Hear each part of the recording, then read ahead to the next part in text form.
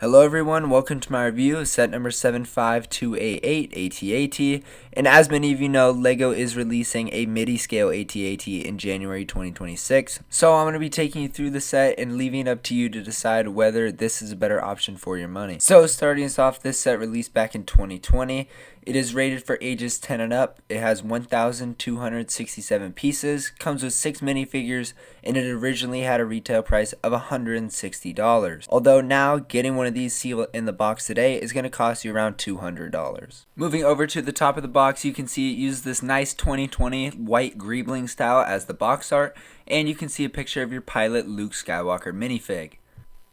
Then on the back of the box, you can see it shows the AT-AT on Hoth, which is some beautiful box art I might add. And you can see it shows some of your play features, which we'll get up to up close later. Something that I thought was interesting is in the top left of the box, there's this little badge that says you can play it in the Skywalker Saga, which I've actually never seen before. In the bottom left, it shows one of the best play features in the set, with the ability to fit 3 minifigs in the cockpit. Then it shows the ability to fit the speeder bike in the back of the AT-AT, and it shows some spring-loaded shooters on the front. Lastly, it shows the ability to be able to lift Luke up and down with the little winch in the AT-AT. One more thing about the box, I highly recommend not pulling the tape seals off and just cutting them with a knife, because as you can see, it ripped off a lot of the print on my box.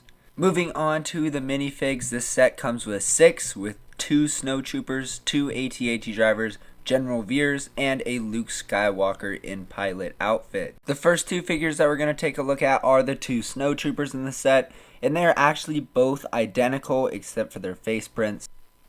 Starting from the top, they use those new snowtrooper helmets, which I think look absolutely perfect. They are just the perfect mold for the figure, except the fact that they're missing their backpacks. Then moving down, you can see they have really nice torso prints with a lot of detail, and they're very accurate to what we see in the movie. And then lastly, on their legs, they have some nice leg and waist printing, which really makes the look of the figs cohesive, and it looks really good. And then taking their helmet off, you can see each individual figure's face print. Turning the figure over, you can see the head mold a little bit better, but there really is no side detail, no arm printing, and no side leg printing. Turning over to the back side of the figure, you can see there's a little bit more detail with some nice back printing, but that's really about it. And these figs do have double-sided faces. Moving on to our AT-AT drivers, these guys look amazing. They have a lot of detail, and the color is very accurate to what we see in the movie. Both of these figures are identical to each other, but starting from the top, they have the nice Imperial insignia on the helmet with some other nice printing on it. And I'm surprised how accurate these really are to the movie. Then moving down to the torso print, they have some more printed details with some nice tubes and the nice little control box that they have on their chest.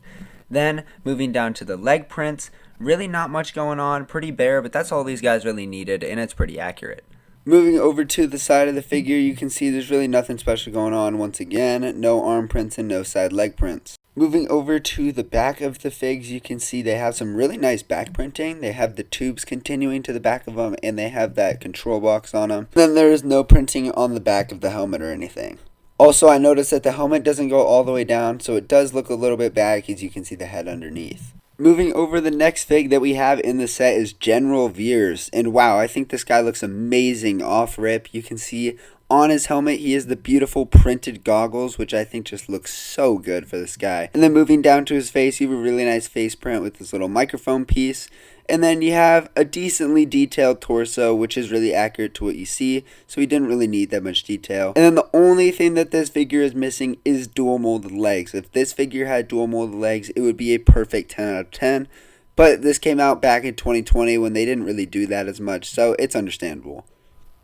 Moving to the side of the figure, still nothing special, no arm printing, and you can see he doesn't have those dual molded legs, but you can get a better look at that nice head mold that they used for him. And then turning him over, all he really has is some back printing, which continues his vest to the other side.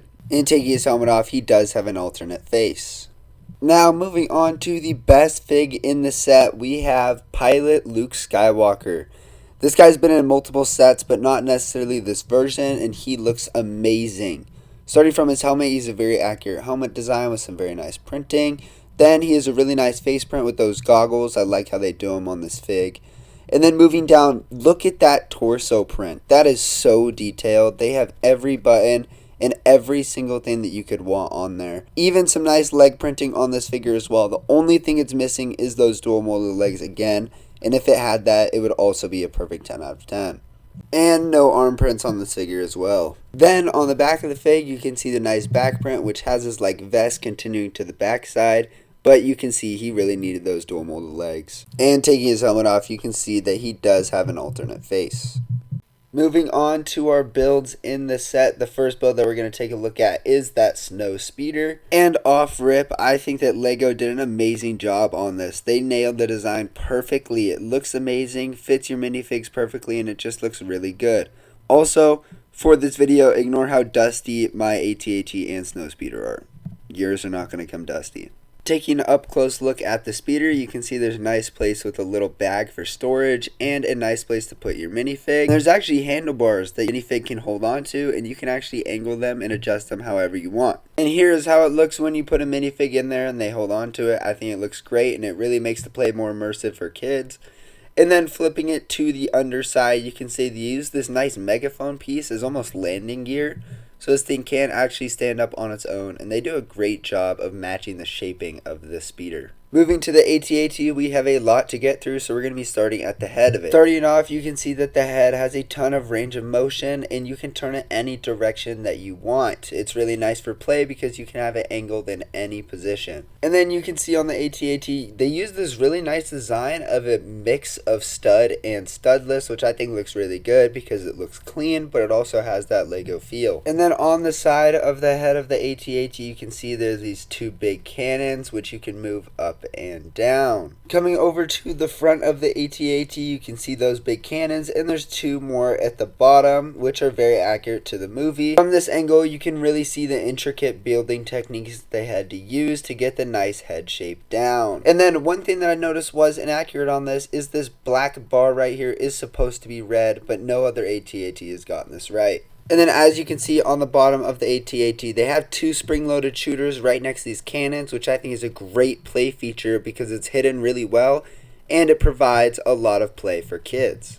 Opening up your AT-AT, all you need to do is pull up this top panel and taking a look inside. You can see it has a very nice tiled off look with a bunch of control panels, and it has plenty of room for your minifigures to sit down with 3 seats. And if you care about this, you can see what the printed control panels look from either side. Now moving on to my favorite feature in the set, you can fit 3 minifigures in this cockpit just like in the movie. I just think that's an amazing feature. No other AT-AT besides the UCS one has this feature, and it just looks so good with them all in there. It looks so accurate, and they actually have plenty of space in there as well. And you can also have General Veer standing instead of sitting, but you can't unfortunately close the top with him like that. But if he's seated, you can close the top with all the minifigures and they're perfectly fine.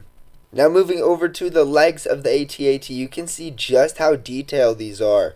They're extremely tiled off and they look amazing. And they actually have a lot of mobility as well, with the feature to just bend the knees like this. And it allows you to put the AT-AT into some pretty accurate poses. Personally, I like to display mine like this and make it look like it's walking.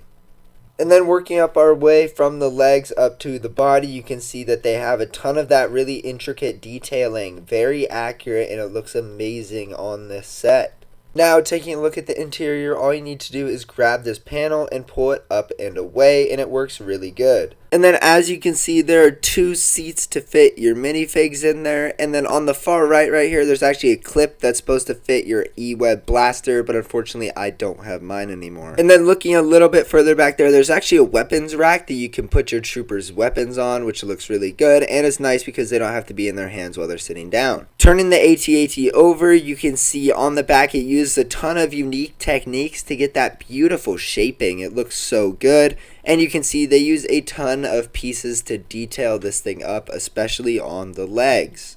Opening up the AT-AT is relatively simple. All you need to do is open this top panel, open the bottom panel, and then spread open these 2 side panels. And you can see that there's a nice little rail in there to slide your Snow Speeder in there. It looks really good and the feature works amazing. And then with the speeder in there, you can still close it up really nice and everything fits together perfectly. And here's what it looks like from the side when you do that. You can see it fits in there really nice and still leaves you enough room for your minifigs. On the other side of the AT-AT, almost everything is exactly identical except for one little thing on the interior. So opening it up, all you can see is that it has 3 seats for minifigs instead of the 1 clip. And it's nice because it lets you fit more minifigs in there. Now moving on to the last feature of the AT-AT, which is possibly the best. You need to come over to the front and you need to lift up this panel, and as you can see there is a winch. And if you use this winch, it actually lifts up and down your Luke Skywalker minifig on the bottom of the set. This is an amazing feature, and it's just so awesome for play and display because you can have them angled at whatever position you want. And on the underside of the AT-AT, you can also see that there is a little hatch right here that you can open, which is supposed to represent the hole that Luke cuts and throws the thermal detonator into during the movie. Now, overall, my opinion on this set is that it is the best play-scale AT-AT LEGO has ever made. This thing is packed with play features. It is super fun to play with. It has a ton of minifigs, has some side builds for you, and it's just overall a great looking model. I 100% recommend this. And even though now getting it sealed in box is going to cost you around $200, I still think that it's a better value for your money than the MIDI scale AT-AT that they're coming out with, because that's overpriced as well. It's pretty much just a $65 poly bag. If you guys get to this point, comment down below your favorite Playscale set and we can see who the real ones are. And thank you so much for watching our videos. I truly appreciate every single one of you, and make sure to stay tuned for more videos. I post every Monday and Friday with a short coming out every day. And please consider subscribing and liking the video if you haven't already, and I'll see you guys.